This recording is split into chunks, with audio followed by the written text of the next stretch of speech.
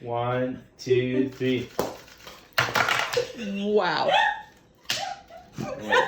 Hello, all you Spice Up Your Lifers. It's Carla, and I am here today in my kitchen asking you to take a risk with me. I am asking you to do a thing that historically my channel has not supported. I am asking you to please make a dessert with me. But because desserts don't do well on my channel, and because you might be afraid of making a dessert, we're not calling it dessert. It's not dessert.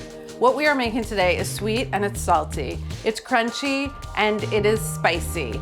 And it's not, it's snacking brittle. You probably want to know how to make it, don't you? I will show you how. Greetings from Festivus, where everything sparkles and is bright. I am here to remind you that the best gift that you could give someone is the gift that I picked out for you to give to them. So this year I put together a gift shop of all of my favorite edible things.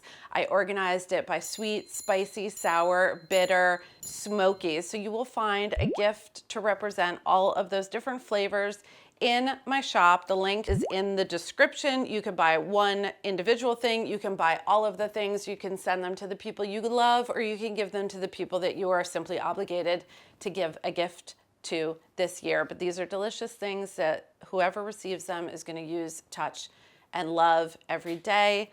It's also from me to you, to them. So happy giving and getting. People love to talk about one pot dinners and one pot meals. They never talk about one pot. And one of the things that is amazing about snacking brittle is that it can all be made in one pot. We're gonna start by making a caramel, but I don't want anybody to be freaked out. There are a few things that are going into this mixture that are gonna make it impossible for you to screw it up. The first is honey. Honey is gonna go with all of these delicious spices that I'm putting into the brittle. But honey is also an invert sugar. It's a type of sugar that prevents sugar from crystallizing. The other reason why none of the scary things that may have happened to you about caramel in the past are gonna happen is also because we're adding butter right from the beginning. So that has fat and that has more liquid content. So nothing bad is gonna happen. Only good things are going to happen. The most important thing about this at this point is that you want a heavy bottom pot so that you don't get scorching, because the temperature is going to get quite high and we don't want anything to burn on the bottom. And you do need a heat-proof spatula, silicone spatula.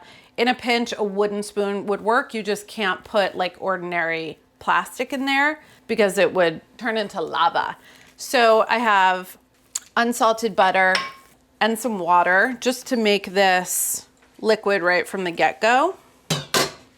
And another important thing, even though I just got done explaining why having honey and butter in here is going to make things very easy for you and very pleasant, you do want to dissolve the grains of sugar in the granulated sugar. I'm going to start the pot over medium, low.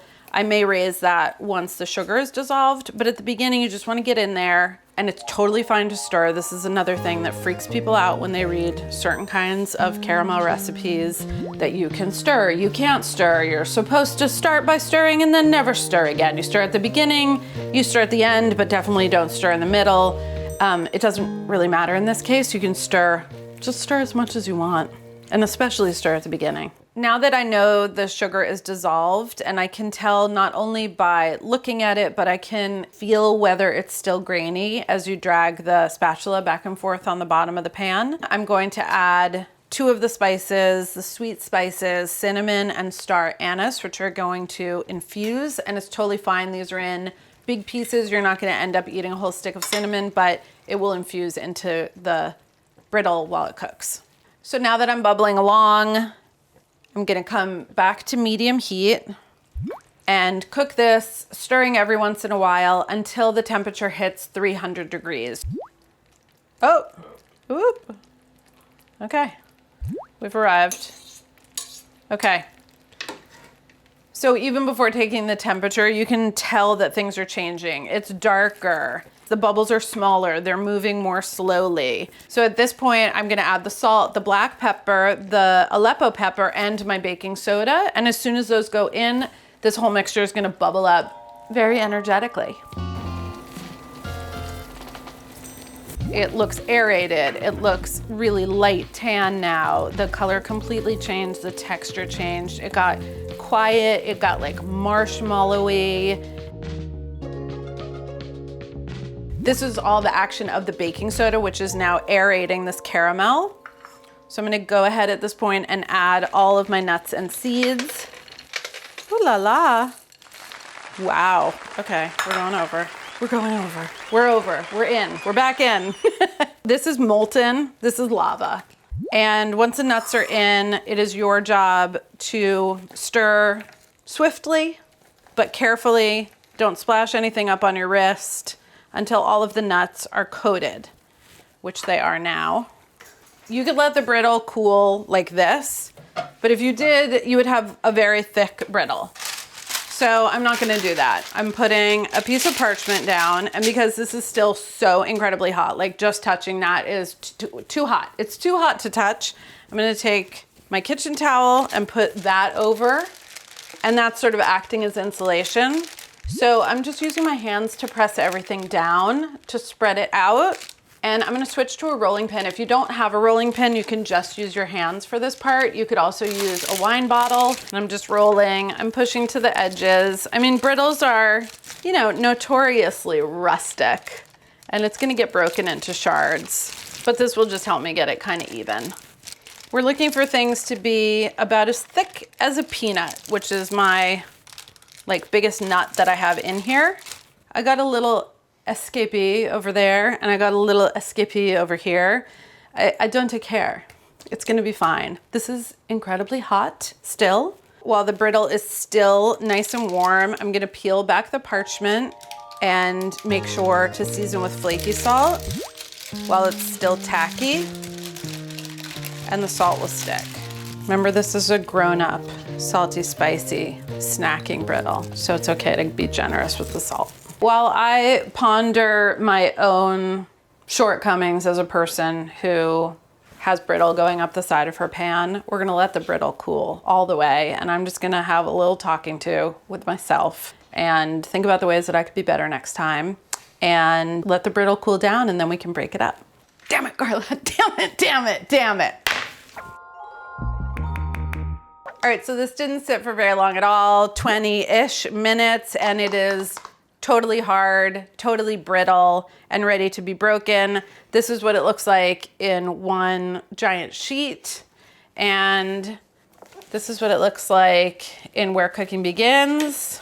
Sometimes it's very gratifying to look at what I made and then look at the picture and be like, yes, this is exactly what I want to have happen to everybody who makes the recipes, even with the whole sticks of cinnamon and everything. You could store it like this if you didn't want to eat it right away. You would need to have it airtight so that it doesn't like get humid. But if you want to enjoy it in the moment, because it's snack time, just go ahead and break it into shards. What happens when you aerate the brittle with the baking soda is it's not going to have that like break a molar hard crack of caramel that went all the way too far. It's always going to have this like lighter, crunchy energy to it. So because I used a Silpat, which is a silicone baking sheet, it has this little pattern, this like groove pattern in the bottom. If you are using parchment paper, then it's gonna be smooth on both sides. I've actually never done this before, but at the end of a dinner party, if you didn't mind getting like tiny little shards of snacking brittle all over the rug, you could just put this out on a table and give everybody a little knife, and then they could break the brittle themselves. That's a fun party trick. I like that. I'm gonna try that. So then just stack everything up on a platter. People can break off what they like. Yeah, snack platter. This is a snack plate. But like, who wouldn't want to have this for a snack after school or something, or after work, or after studies? Or this is a thing I try to do towards the end of the year, if I can think of it. I'll make a batch of snacking brittle. I have these cellophane bags that I've had for literally 20 years. You can just make a little treat bag, and then when someone comes over and they have a snack that they want to give you, you would be like, oh, and I am also having for you one of those. And then you just have a gift at the ready. I mean, I like to give these to anyone who rings the doorbell. Essentially, I really scared off our UPS guy last year. Never saw him again, actually. Gave him a package of cookies. I'm pretty sure he got taken off the route. That's snacking brittle. This is the snack for people who like sweets but don't want to make dessert and have minimal equipment but feel optimistic and powerful. You can make snacking brittle, and you should be snacking all of the days. I'm basically eating peanuts. Peanuts are a snack. Hi. Gonna go for a walk? Oh, the baby.